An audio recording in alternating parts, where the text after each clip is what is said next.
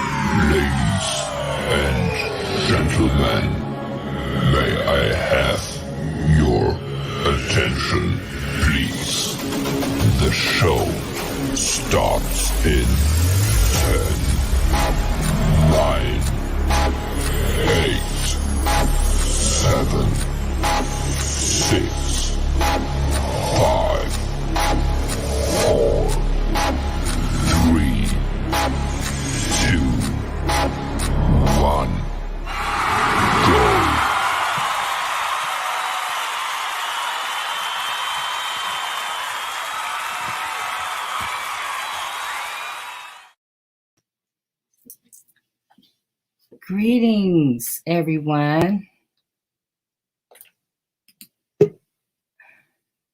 Hi, everybody. Thank you for joining Turning a Moment into a Movement.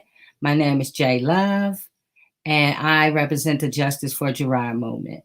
Gerard is my son who was wrongfully incarcerated for a crime that he didn't do. And that birthed that movement, which also birthed this movement, Turning a Moment into a Movement, where we come on every Friday at 6 p.m. to talk about wrongful incarcerations and educate our community and also spread awareness. So thank you for joining us. We've been on a vacation, but we're back and we're happy to be here. We're so excited. We have some awesome guests today. And I would like to start off with bringing in the panel, and so we can get started. So I'm going to start off with, hi, Reverend Tia.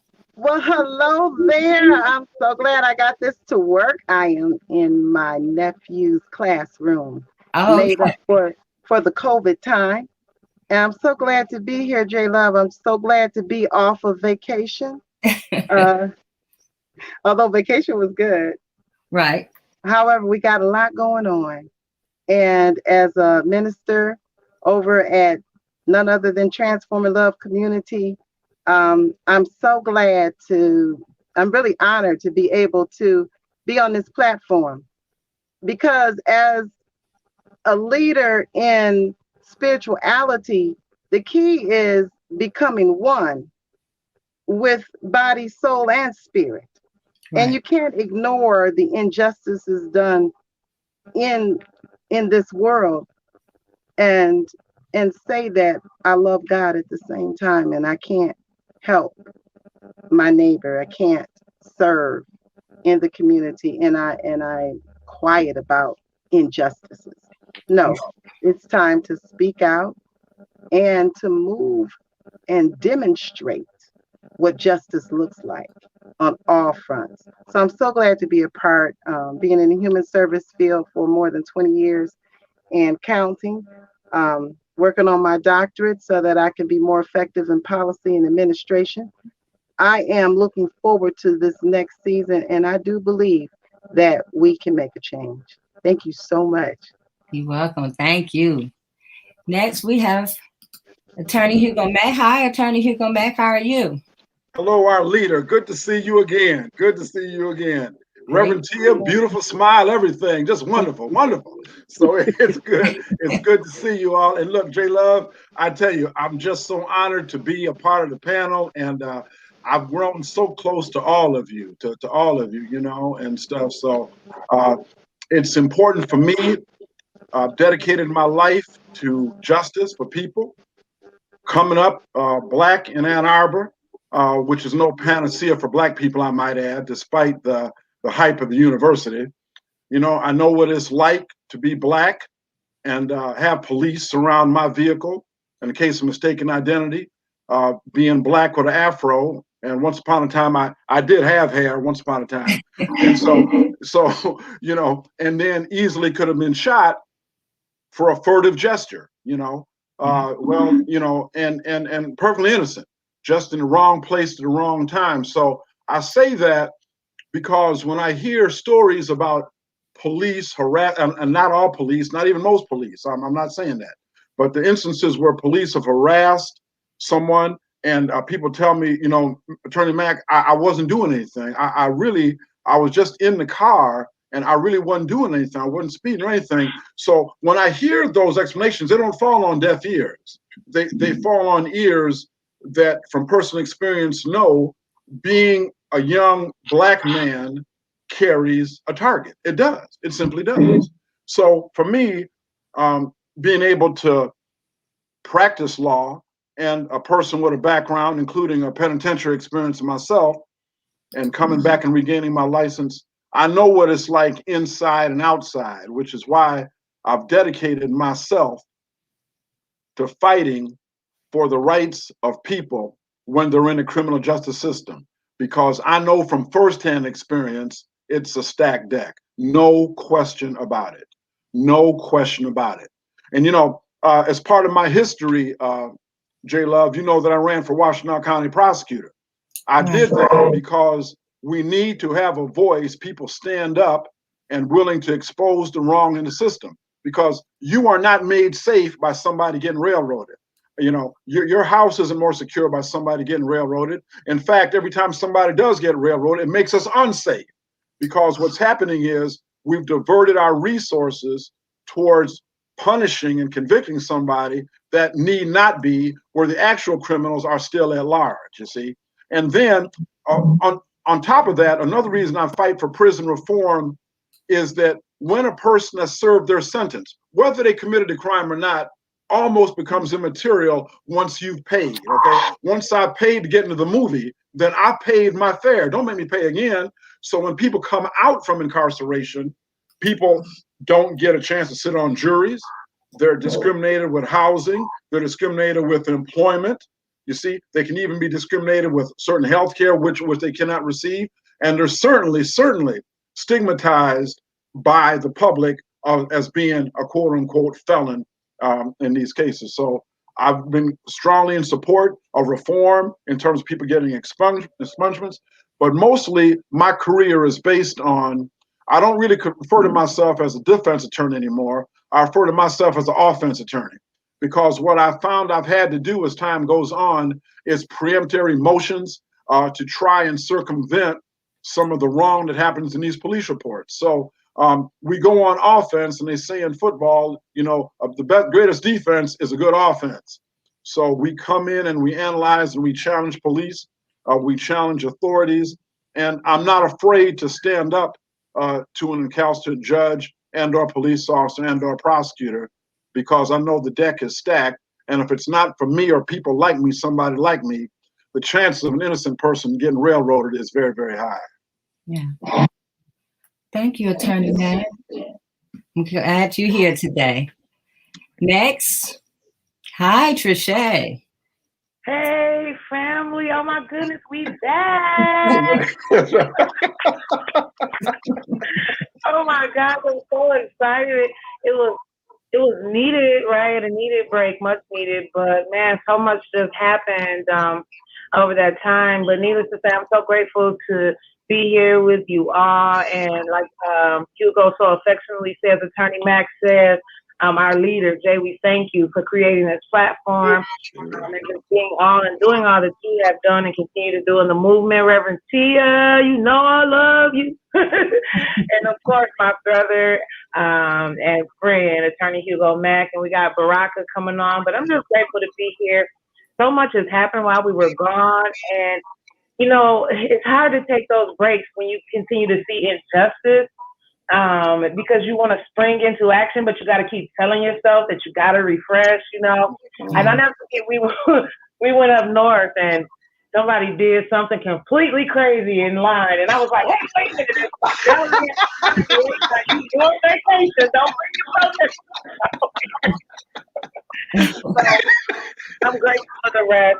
But when it comes to injustice, there is no rest. And this is why we continue to do what we do. So I'm happy to be back so we can continue to expound, spread the news, continue to speak truth to power and do what we do and do it together, because together we're stronger. Yes. Amen. Amen. Thank you, Trischè. Next. Hi, Baraka. Hey, hello, everyone. And I'm going to respond to your statement about being on vacation. With taking and introducing myself and telling my story. I'm going to kind of wrap it up together, and I'm going to take and give a little taste of my philosophy or disposition in terms of seeking justice. One is, if I were to take and tell you that I was taking a break, well, in 2017, I was just leaving a prison yard after having served 43 years, where I went in at the age of 17 and came out just before my 60th birthday. And after having come out, I was working as a jailhouse attorney with fellow prisoners, working on their wrongful conviction cases, as well as trying to get my own foot out the door after a succession of U.S. Supreme Court decisions one finally took and declared a ruling that had earlier been made to be retroactive, which allowed me to be resentenced. So I came off a prison yard, and after having come off that prison yard, then I had to take and fight to get the good time after I had been resentenced. I fought to get the good time so I can get myself off parole. Within that period of time, we won a victory in the Sixth Circuit Court of Appeals here in Michigan, got that good time, and immediately after getting that good time, which got me off parole, I then took and ventured on a 17-month effort to take and get a master's degree at the University of Michigan. Okay, after acquiring that master's degree, I then took and immediately went over from the University of Michigan School of Social Work to the School of Information as a consultant and a research assistant. And I have recently left that job to take a job at the office that Hugo Mack sought, which was the Washington County Prosecutor's Office, as a paralegal with the Conviction, Integrity, and Expungement Unit. Yeah. Okay, so I am working to take and help vindicate those who may be unlawfully incarcerated. And the philosophy that I took and told you that I would mix into this introduction, so you can see there's been no vacation. Okay. This philosophy that I told you about, remember, one of the oldest cases in history dealing with wrongful conviction was the son of a man named Jacob, and his son is named Joseph, and we call him in the Quran Yusuf. So the story is known both in the Quran and the Bible in the Old Testament. Joseph, remember, was sent to prison wrongfully for allegedly attempt rape.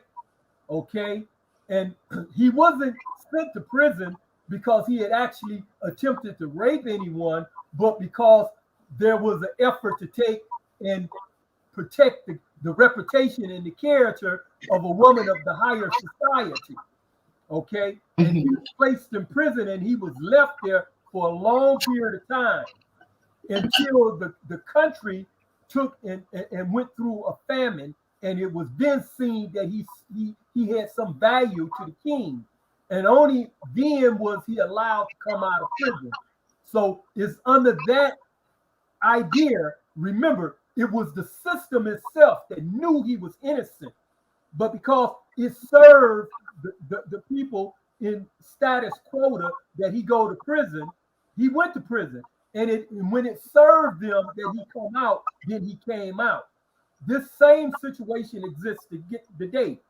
These guys are going to prison, both men and women, mostly people of color, and they come out when it served the system as well. So we have to be careful about how we participate in this situation. We have to be careful about how we participate. So it's with this acknowledgement of this early case in history that I take and tread in what I'm doing. And thank you very much. Thank you. Thank you, Baraka. So also, you guys, we have a great special guest who is, I hold near to my heart, who looked out, who shared this platform with me when I first began this journey of wrongful incarceration with my son, Gerard. He just don't know how much I appreciate and love him. And I'm so grateful that he's coming on with us today. Everybody, I don't have an applause button, but I want you to welcome Mr. Sam Riddle. Hi, Sam. What's up? What's up? What's up? Just glad to be here. I created a set, and that's the same one I used when guy I trained many years ago, fat white boy named Michael Moore, filmmaker. He's had me on his podcast a couple of times. Matter of fact, I was on with Congressman Dan Kildee and Congresswoman Rashida Tlaib, who really hooked us up.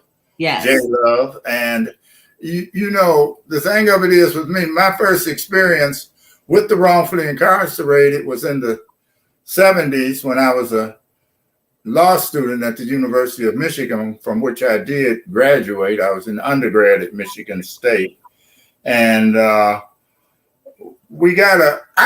worked on a case. Mm-hmm. White guy kept writing. Was he in Maryland? Anyway, he kept writing to Senator Basil Brown's office. I worked for Senator Basil Brown. That's when the Democrats actually ran some things in Lansing. It was a long time ago. And Basil Brown shared a house with a gentleman from Detroit named Coleman Young, who was also a state senator.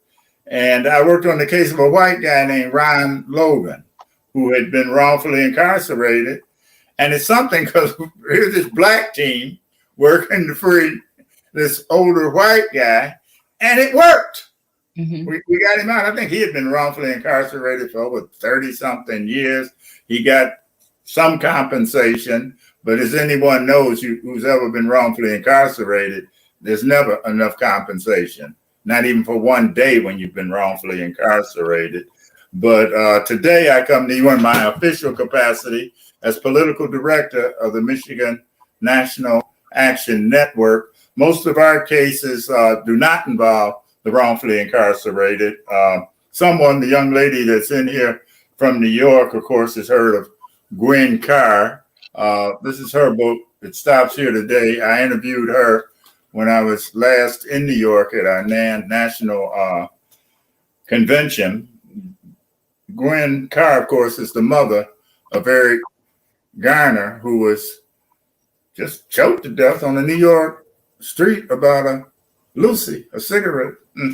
I mean, and the way that they devalue our lives is one of the reasons that I'm on here with you now. Those of us with platforms have a duty, an obligation to give platforms to those who without platforms will never see any justice. If we don't shine a media spotlight on the injustice that exists in America, we'll just be the banshees shouting in the wind. No one will hear, no one will give a damn. And I'm just, very honored to be here today. And what I'll be sharing with you is how I think we need to expose the prosecutors who look the other way at what the police did.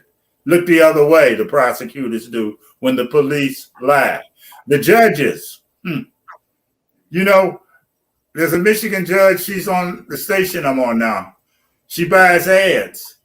Same judge, black woman, threw out one of our friends, J Love, when her son was being in trial and eventually was convicted. And we know he was wrongfully incarcerated. We know the Detroit police lied on him.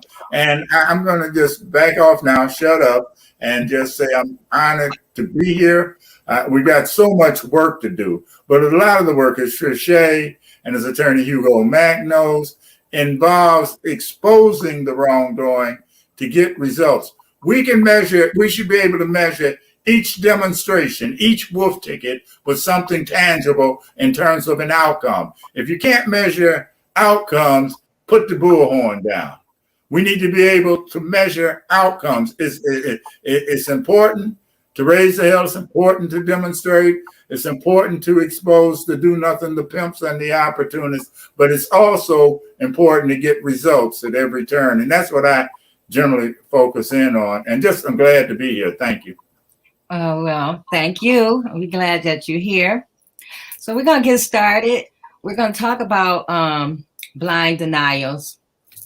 And I got that topic from this book that I've been reading. I don't know if you guys can see it, but it's called Blind Injustice. And it's by Mark Godsey. And he was a federal prosecutor who didn't believe in wrongful convictions. And as through his career, he ended up becoming a teacher, and he had to teach a class, and these kids, the college students, was working on a wrongful conviction. And through that, it changed his whole course of how he represents. Now he's an advocate for the wrongful conviction, but convicted. And he started the Ohio Innocence Project. But anyway, this chapter is called Blind Denials, and it talks about, and I'm going to go to Attorney Hugo Mack, but it talks about how the police and the prosecutor and even judges all operate from a space of denial. They don't want to really admit that they made a mistake or that someone is wrongfully convicted. So they ignore DNA evidence. And they ignore even when the real perpetrator comes up and confess, because in their mind, this person that they're targeted on is the person who committed the crime. Attorney Hugo Mack, I'll let you take it from there. Well, first of all, I want to say something from my heart here. You know, the problem that I've seen with police has been the us versus them mentality. The problem that I've seen with police through their training, which is systemic and racist ideology, I might add. And the reason I say that is their training is you come to the aid of a fellow officer when called, period. Okay, period. So if an officer sends out officer in distress or what have you, every police officer that gets that has got one thing in mind. I'm going to go to that location prepared to kill if necessary to aid and abet my fellow officer. Now, some may say, well, you need that kind of mentality in order to bring justice to maybe save somebody's life. Well, yes or no. Just because we get a call for help and a plea for help doesn't mean we step outside that oath if you're a police officer. So what the problem that I've had has been a cascading series of lies, which is based upon supporting that initial officer's response. You see, because what happens is the public doesn't know. Before I, as a criminal defense attorney, filed for discovery, and we all know that the defendant's got a right to see like the police report and what have you. The version of the police report that I see is not the original police report that's written. The version of the police report I see is the published report. Just like somebody writes a book and they send it to an editor, stuff is cut out, stuff is amended. You see, because the friends that I have, the few that are in the police department, command officers, have been honest and said, look, I'm gonna tell you straight up, Hugo, and if you mention my name, I'll deny it. We review police reports all the time and make edits. We do it all the time because it doesn't sound right. The way the officer wrote it, it doesn't sound right.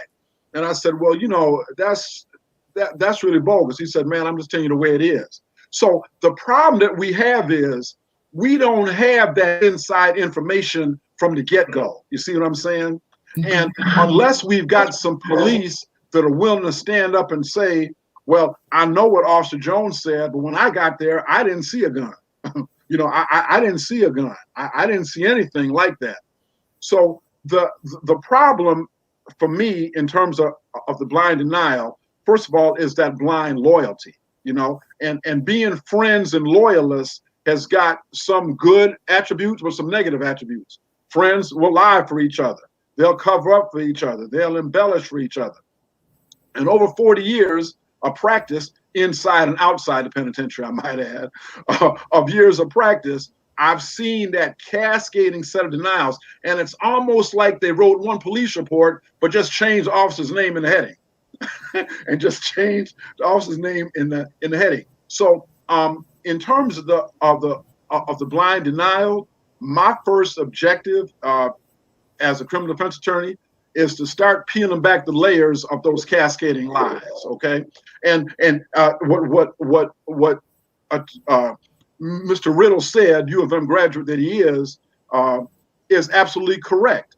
When we have a system where they're willing to lie and compound that lie, then it is up to us, and it's up to a prosecutor with integrity. You know, we have not been on the same page always, but I do salute our current prosecutor, Ellie Savitt, for progressive things that he has done.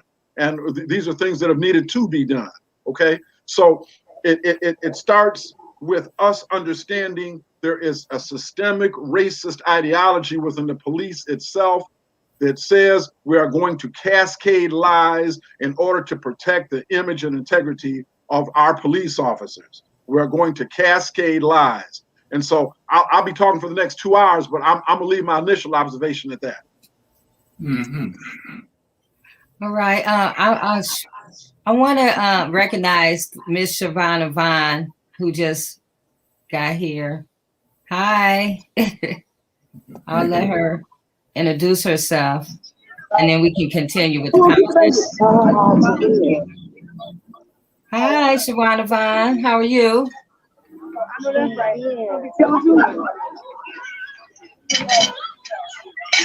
Greetings. I don't think she can hear me. So we're going to continue. I'm going to wait till she get her mic together. So, Trischè, go ahead. You just knew I had something burning in my spirit, didn't you? I saw your face, Trischè. Because when I hear this blind denials, it's like, no, you being nice about it, sir. What it is y'all lying and hiding. Flat out. We're not gonna, do these things. I'm not gonna call them out, but folks are used to this tap on the wrist stuff. No, we got to learn how to call a thing and not lessen what the actual effect of something is. They are lying, they are hiding, they are doing things that they know are absolutely misconduct. That's what they're doing. Straight out misconduct. They are very aware. The judges are aware. Prosecutors are aware. They are all in the bed together. And I have even seen the public defender's office do the same thing as well. So when you're dealing with a system, and let's talk about, since we got two systems, right? Because we got a set of rules different for somebody else. And while we know that, yes, our Caucasian siblings are being wrongly incarcerated as well, we are 51% of wrongful incarcerations. Now, how can that be? Well, we are 14% of the United States population. Yes. No. We like the good man said, my big brother, I love him so much, Mr. Sam Riddle, we got work to do. And the thing is that forget blind denials. We the one in blind denial, right? Because we've been allowing this stuff on our watch over and over again. And we've got to learn how to come out of the closet, pay attention, take them rose-colored glasses off, and really pay attention to the justice system. And lastly, I'm going to say something. I challenge everybody to court watch. Court watch so you can see for yourself what is going on. Before we went out on COVID, I court watched on the case. I could not believe it. I mean, I've seen witnesses being impeached, straight up lying from the first trial. And I'm looking at the judge, why you not holding these people in contempt for perjury? I mean, it's just, they all stick together. And that's why we got to learn how to stick together and take back the power by using our voice, using our vote, and holding these people accountable. And Trischè, before I let you go, what about boasting and bragging about your conviction rate? You was telling me about somebody with a 98% conviction rate. I mean, first of all, if you need to celebrate that you have convicted 98% of your cases, I question the integrity of your soul. Why is that a focus? And so, of course, in true fashion, I just couldn't help it. I asked her, I said, and you celebrate this 98% conviction rate, it's slapped all over your website. I do not celebrate it. Well, why is it on your website, ma'am? I said, how many wrongful convictions you have in there? I hope none. I said, I hope none either. But needless to say, she does have some wrongful convictions under her belt, families that we know, love, and have worked with. So these people know exactly what they're doing, but their integrity is more about another notch under their belt instead of doing what's right by the people. And so we've got to learn how to do right by ourselves and hold them accountable. Exactly. Can I go ahead? Can I say one thing, J-Law? Yeah. Trischè touched something that I just have to comment on. She is exactly right. And any prosecutor that has to boast about a 98% conviction rate has missed the goal of a prosecutor. And which is one of the things I was said in running for prosecutor. A prosecutor is not supposed to be an advocate for the police, an advocate for business people, an advocate for rich people or white people and other people. A prosecutor is the most unique lawyer in the world. Why? Because they're supposed to be ministers of justice. Their goal, as opposed to a civil attorney or a plaintiff's attorney, whatever, whose goal is to zealously pursue the legitimate interests of their client, a prosecutor's goal is supposed to be for justice. And if that means nobody gets convicted because the evidence is not there in a fair, impartial trial, then guess what? Nobody gets convicted, because that is what a minister of justice is supposed to be about, justice. If the evidence is not there, it is not there. It is not my job, or should I have been a prosecutor, to embellish and go back and have the police interview witnesses 3 and 4 times till they can intimidate somebody into changing their story. You see, it is not my job to go and talk to the crime lab and say, well, now the results seem to be a little somewhat conclusive. Why don't you just retest it again? You know, so maybe we can get a better result. That is not my job, you see. So I agree wholeheartedly with what Trischè said. I just had to say something because I see it all the time. Furthermore, if I'm a prosecutor, the way the law is slanted for prosecution, the way the law is slanted with the Supreme Court of the United States, that is perpetually determined to eliminate civil rights, okay, human rights. The way the law is so slanted, if I'm a prosecutor, I'm gonna be like my man Sam Riddle. What the hell? I ain't got to cheat. I ain't got to cheat. You've given me enough tools going into the game already. I don't need to get to stack the deck with no aces. Hell, you done gave me 6 or 7 aces already. So what I'm saying is, for me, when I hear Trischè, it just touches my heart, sister, because you are absolutely right. And the judges see it. Don't tell me they don't. They sit up at that bench making all that money, case after case, police after police. Don't tell me you've been on the bench for 15, 20 years. You done seen Officer Johansson testify 200 times, and he say the same damn thing every time, and it's wrong, and you know it, and then so all of a sudden, you know, you just blind to the truth. A crock of nonsense. Yeah. Yeah. Another thing that's critical to a grasping of the crucial issue is understanding the role of forums like this. On the one hand, I know I'll be preaching to the choir when I speak, but I'm not even speaking to you guys. I'm speaking to those that will one day view this series, this presentation, as a library. They can go back in, they can hear the conversations, just like the Bentley collection at the University of Michigan. We are doing what, Attorney Mack? We are building a record right now. And part of the record has to be about the biggest gripe of all, and that is the prosecutors, as Hugo Mack knows, who seek convictions, as Trischè Duckworth said, who seek convictions over justice, and to penetrate that concrete cultural nightmare, because it's a cultural nightmare in terms of how everyone operates in tandem. The judges tolerate the police lying, the prosecutors tolerate the police lying, and the police feel that there are expectations that they do what is necessary so that the prosecutors can get a conviction, and the judges feel I got to sentence somebody today so that I look good when I run for re-election. All of this feeds into a form of judicial corruption that is not talked about enough. We need to be issuing literally report cards on the lawyers that lie. What happens to them? Why isn't there a registry of liars that carry a gun and wear a badge? Why isn't there a registry of liars? Why do the prosecutors have such a problem saying we got that wrong? We look up, we see a Kim Worthy on national TV, the integrity unit getting kudos.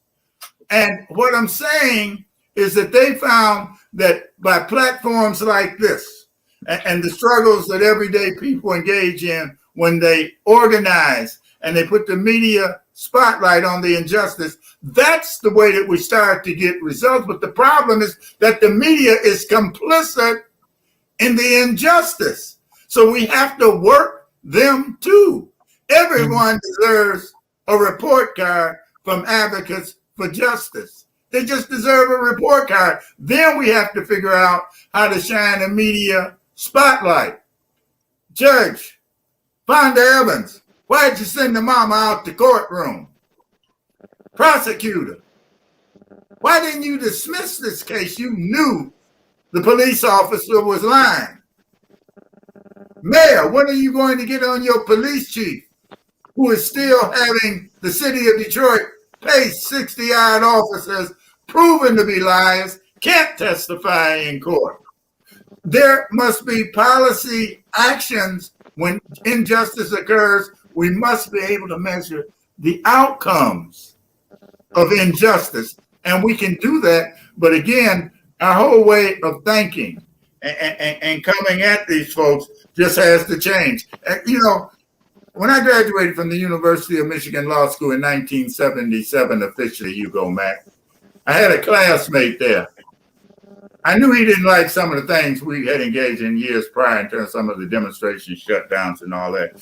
His name was Larry Elder. Do you know what Larry Elder is doing now? Larry Elder is positioned to be the next governor of California with that right-wing bullshit, that racist bullshit coming from a black mouth. All you got to do is Google him. He's now making all the network news with his asinine ideology, but he exists and he's supported by the Trump legions. He's supported by white nationalists and white supremacists. And there is a supremacist form of injustice in liberal cities, in liberal states, blue states. And we have to check them. The fact that they wear a progressive or a liberal label means nothing. We look at the numbers. How many are wrongfully incarcerated? What are you really doing about it? We got to move beyond letting them get away with the press conference syndrome to people walking out of prison like the brother here, right here. I mean, you know, again, one day when wrongfully incarcerated, it's just too many days, and you can never compensate anyone for that one day of injustice, let alone the years that we serve. And we know that. But those of you looking at this who are not participating on this panel, you can do something. You can simply ask, why didn't you say you knew this cop was a liar, prosecutor? Chief, how come that guy is not fired? He can't go to court. He can't discharge his full responsibilities as a sworn law enforcement official to the people that pay his salary. That's right. Your Honor, you knew the whole damn thing was out of order. Why do you deserve to be reelected? You don't. Resign. Anyway. Yeah. Sam, you know, I see Tia jumping up and down because every week Tia talks about the report card. Reverend Tia. Oh, okay. Yes. I never heard Tia. I like her energy. I'm feeling it here in Lafayette Park, Hugo. Hold me, Hugo.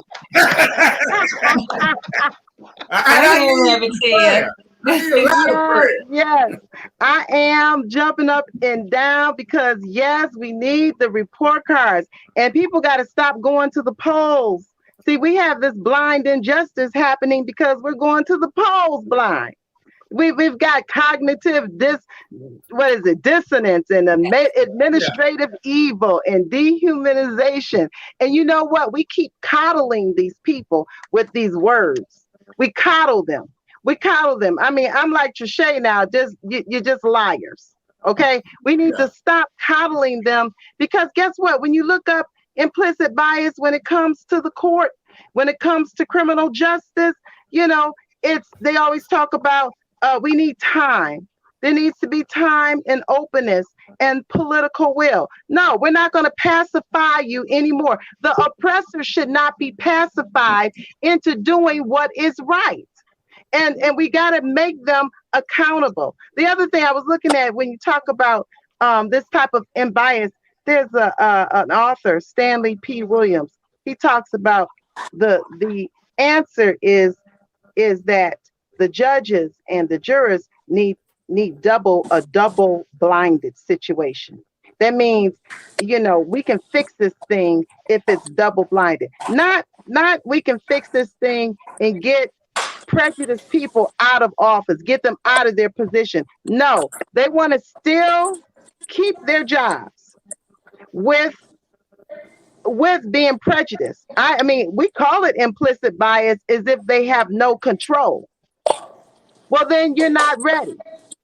My thing is, if you discriminate at that level where you hate a group of people because of the color of their skin, where you have an idea about people, even though you don't know them, when you prejudge them, you are not fit to serve. And that's where we got to get to as a community. You're unfit on the report card. Should they serve the community? We're paying you to serve. Yeah. And you get paid every time to serve. And a lot of the people who are going in wrongfully incarcerated are already underserved. Already. In so many different areas. We have a whole infrastructure that does not service the community. But yet, those people in position get paid. J Love, I'm so glad to be here because we got to continue talking about it. And like everyone has already said, we got to put them on blast. We have to be critical about what they're doing. It should not be all right anymore. Right. Exactly. I want to, before we go any further, I see Aaron Salter came into the room. And hi, Aaron Salter.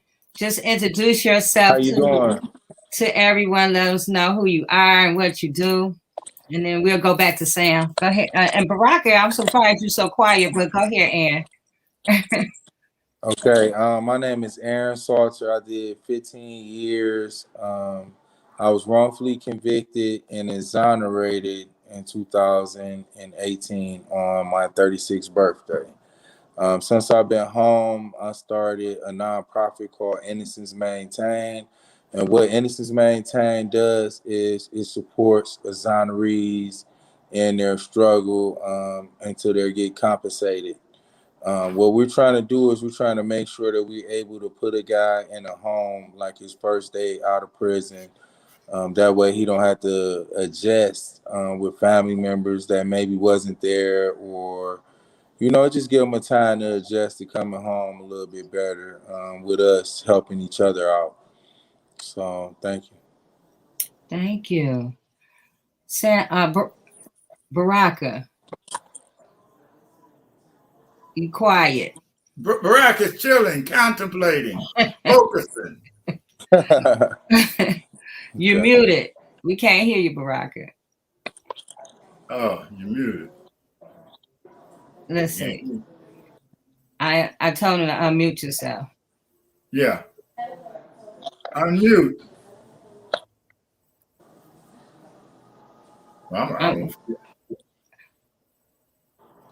He's having a problem. Okay, go ahead, Sam.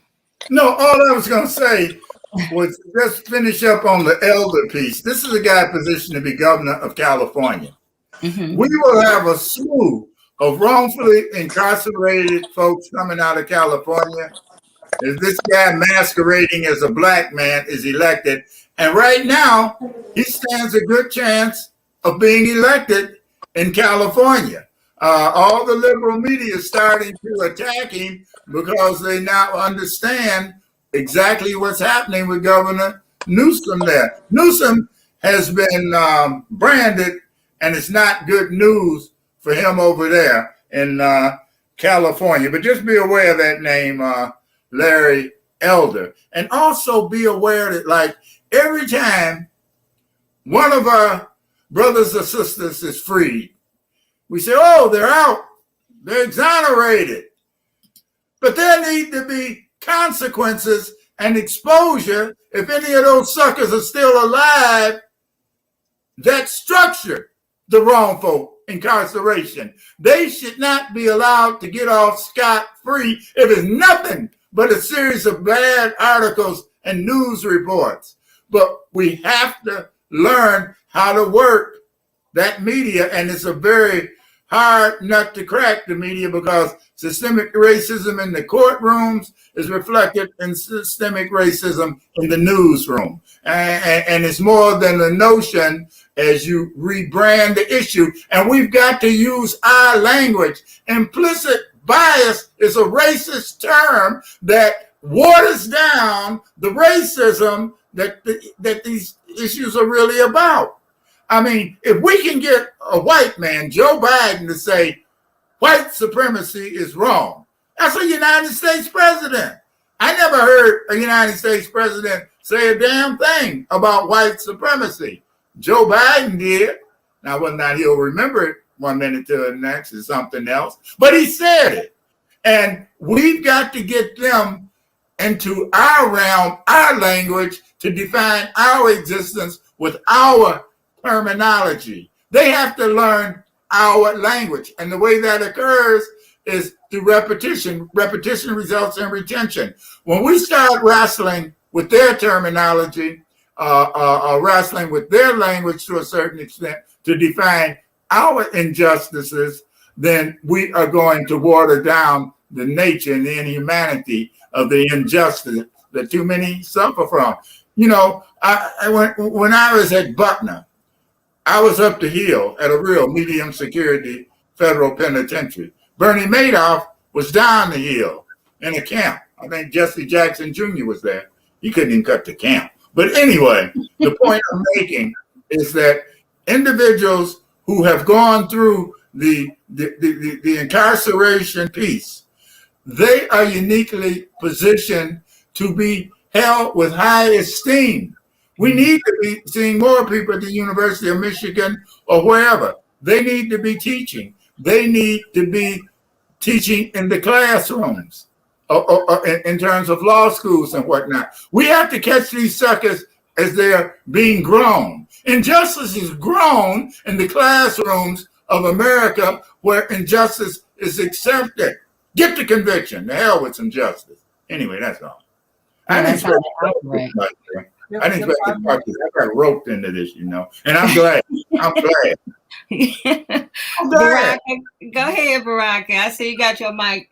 And thank you. I apologize. If No, I you may, to point out a few examples of group denials where people in large groups have been convicted, which are evidence of the denial in the system.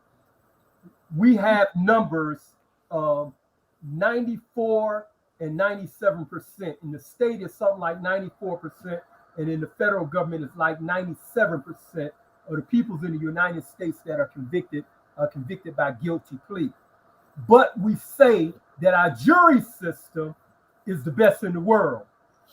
If the jury system is best in the world, why do the state by 94% and the fed by 97% convict people by guilty pleas as opposed to a jury trial? So you really don't know, because there's no substantial numbers of a jury trial in either the state or the federal system.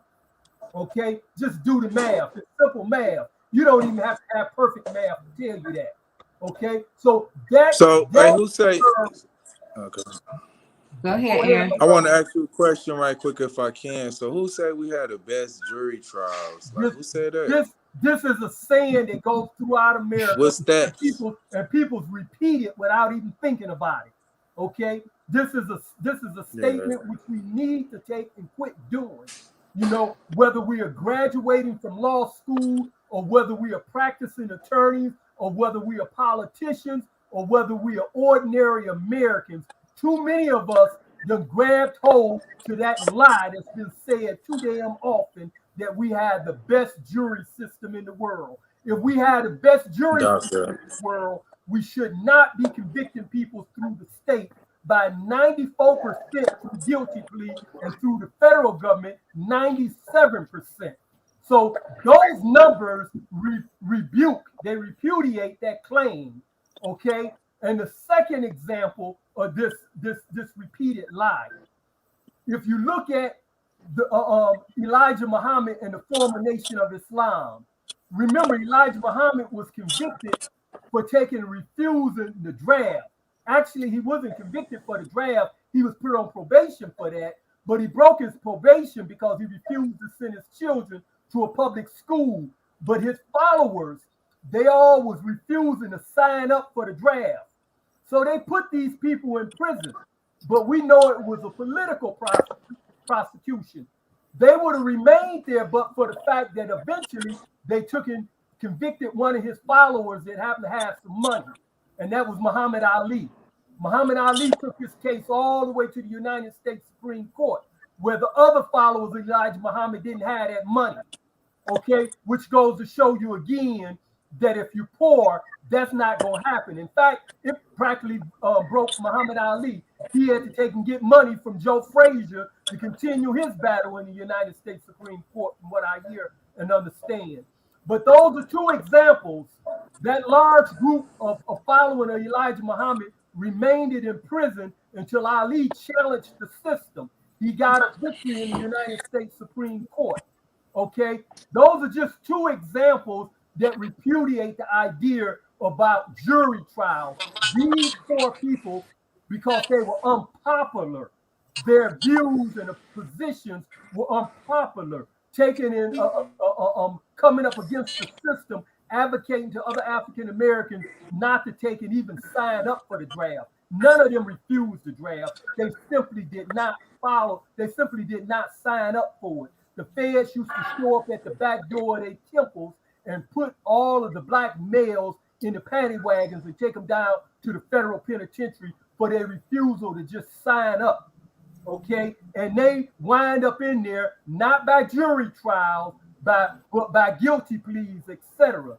And then I'm gonna give you the third one and move on and let somebody else say something. The third one is example with these children. Remember, United States of America is the single largest incarcerator of children in the world for life without the possibility of parole. The jury system allowed that. There's even a question of whether or not a child 17 years old or younger can even premeditate. We don't even have the medical evidence that they can even premeditate, but we are convicting them by the numbers of 2,500. Every one of those convictions is just as much questionable as the hundreds of thousands of guilty pleas that are entered into this country. Those are denials when you convict young children at that number. Even in the United States, they went to the extent of saying their decision was based upon the fact that they believe that these children are innocent, that most of them are innocent of the punishment. They at least got that far.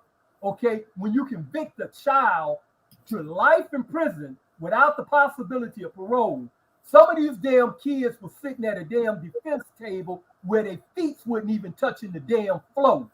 And you took and sentenced them to the equivalence of an adult. And you call that, that you say that's not denial? You call it equal justice? A child can never be equal in serving time in the penitentiary to an adult. If a 16-year-old, 17-year-old, or even an 18, 19, or 20-year-old adolescent go into prison, he or she gonna serve more time because of the life expectancy of the damn child than any damn adult, So that's a damn denial if you got a child. I served time in prison with a guy. Here I was, I had done 43 years before I left. But I had a roommate in the room with me that had served 48 years. And I was meeting on the yard regularly with another guy that had already served 52 years. These guys had been in prison before Dr. Martin Luther King and Kennedy had been assassinated. That's how long they had been in prison. If you don't know how long, if you don't care to do the math, when I say that they had been in prison for 40 7 years and 52 years. If you can't imagine how long that was, then imagine how long it was when Dr. King got assassinated and when Kennedy got assassinated.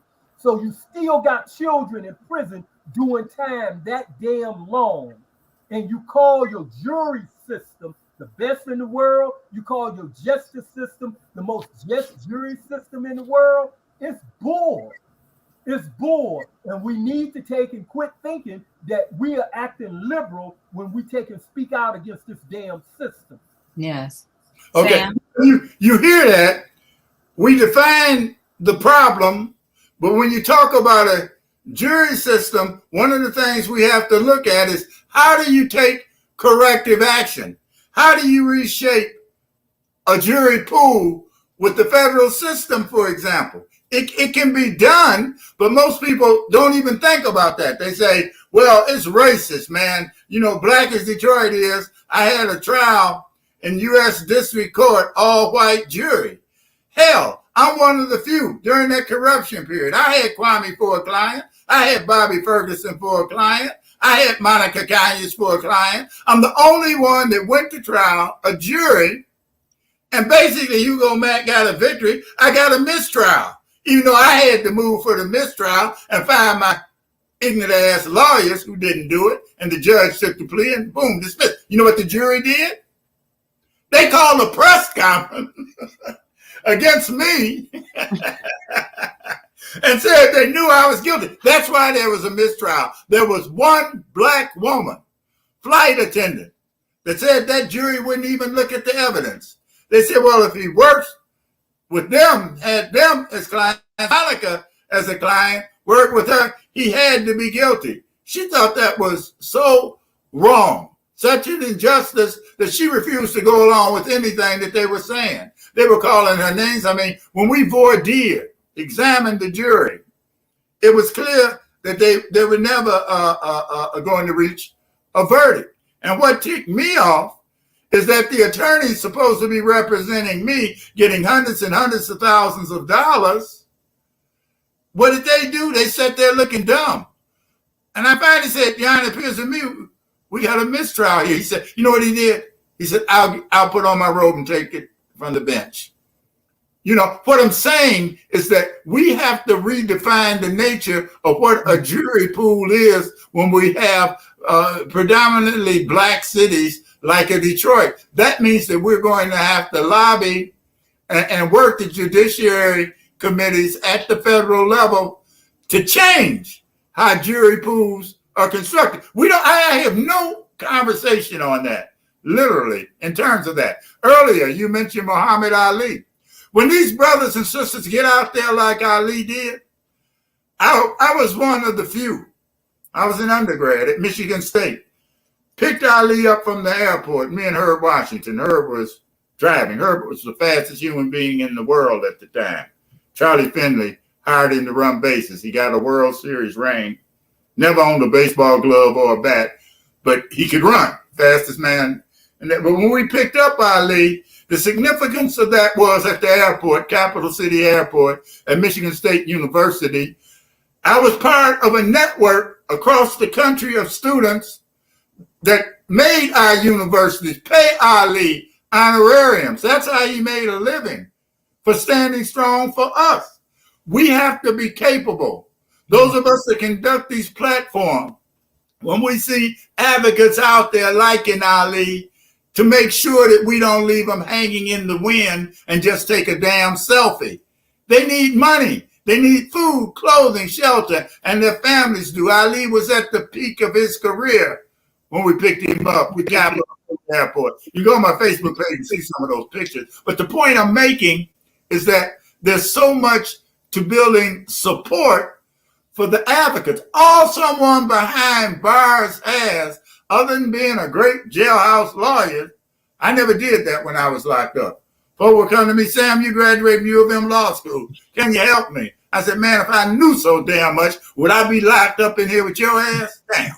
You know, but we got great jailhouse lawyers, though. I'm glad that we had some folk that could do that. I mean, I wasn't into that. But the point I'm making is that we need a support system for use this organizational wherewithal that can put together a platform like this and support those advocates for the wrongfully incarcerated. You know, we got social media that has limitations, but it's something. But attorneys have to be paid. I mean, it's a hell of a hassle building a support team to free an individual, and you have to keep the media going. And an old friend of mine from Flint, Michael Thompson, how many years did he do over marijuana? He's out now. But folk had to put pressure, media pressure on and marijuana advocates to free Michael Thompson. So that Governor Whitmer would, you know, cut his sentence short. Just let him out.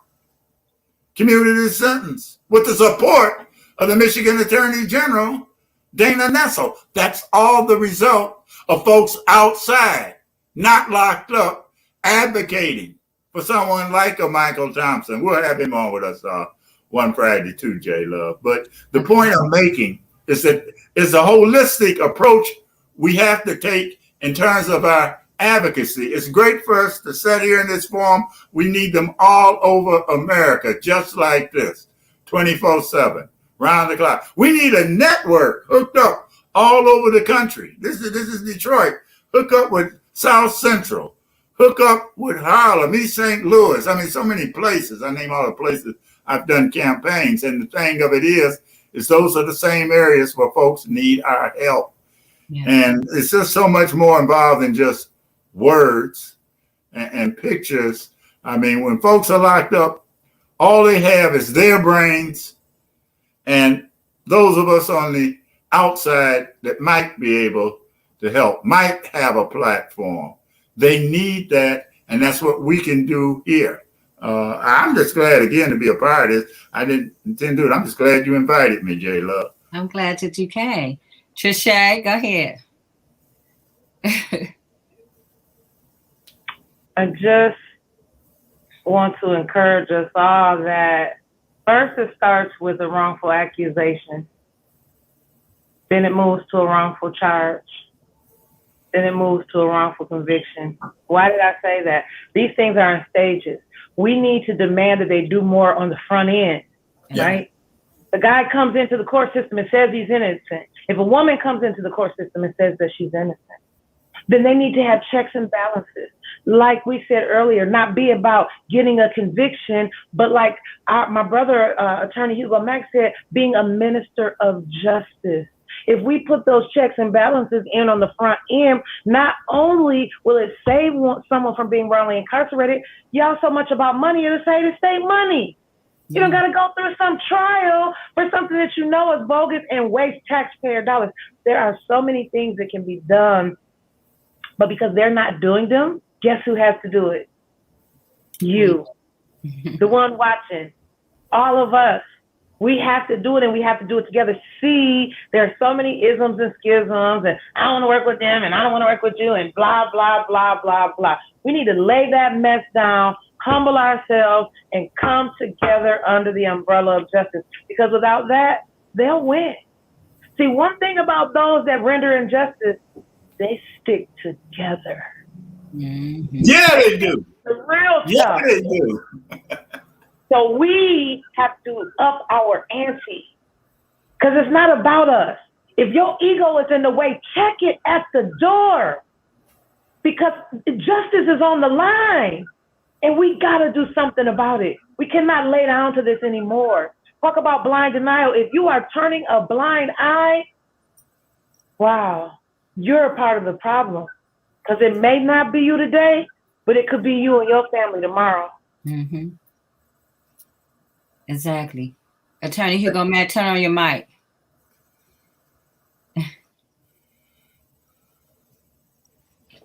There you go. Technology lassos me again. So look, the thing of it is this. I just wanted to say this, and I'm so honored to have Sam RIDDLE on, because Sam doesn't know, but I have plagiarized so many of his statements and his insight. So I apologize to you now for that, JD RIDDLE, but it's not going to change. I keep on doing it. It's all good. It's all good. See, I'm too old to care. Right. So one thing I've heard Sam Riddle say is that if you don't own it, you just own it. You see? And the thing of it is that we need to have our own input into platforms. You know, there have been some black radio stations. Sam knows this better than me. Martha Jean the Queen was on a radio station. I don't know if some conservatives bought that out or whatever that is, you know. And we're just consistently losing platforms, you know. And so that's why with a person like Sam Riddle, and I give Mr. Adele credit for being not only a smart businessman, but apparently somebody willing to stand up for some social justice in a person like Sam Riddle, because when I listen to Sam, one thing he does, among many things he does actually that I like, he is not afraid to call out people that may have our skin color, but not in our best interest. And see, that is one thing that we need to continually do, because, you know, you remember Proposal 2, where they were voting to eliminate affirmative action, maybe back in 2005 or 6 or something along that time. You know, and the thing of it is, they bought a guy out of California named Ward Connolly. Yeah, they bought him out of California, Ward Connolly. Okay, now this man looks just like me, Barack, Sam, Tia, J Love, Trischè. Now, what the hell does he have in common with us that you can see from a mile off? So what I'm saying is, they bought this man here, and he was the face. And Sam, correct me if I'm wrong. He was the face of the anti-affirmative action movement in the state of Michigan. They bought him out like a porch monkey, you understand, to come up there and stand and talk about the inequities of affirmative action. It was wrong, you know, it was insulting, it was demeaning, and they've done it consistently. I don't know the man, John James, but I know the man pledged allegiance to Donald Trump. I didn't need to know any more other than that about John James, you understand? Any more than that, okay? People all over that district attorney down in Kentucky, name escapes me at the hand. Sam knows who he is. There you go. The man that refused to bring any form of justice for Breonna Taylor, refused abjectly to do it.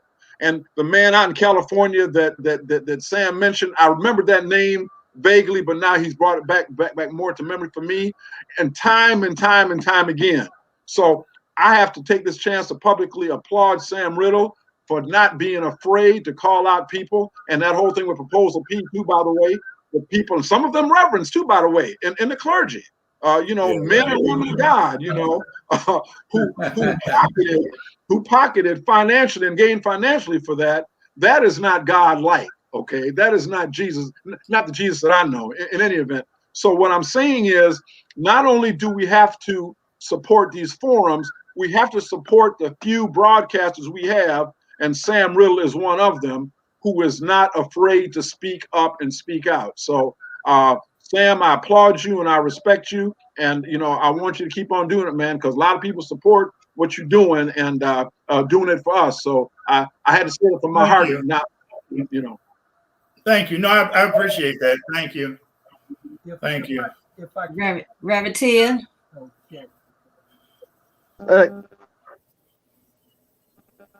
All right. You know what? I am just so empowered right now by what everyone has touched on, and really feeling the need for us to do what Sam Riddle has said, and that is the connections.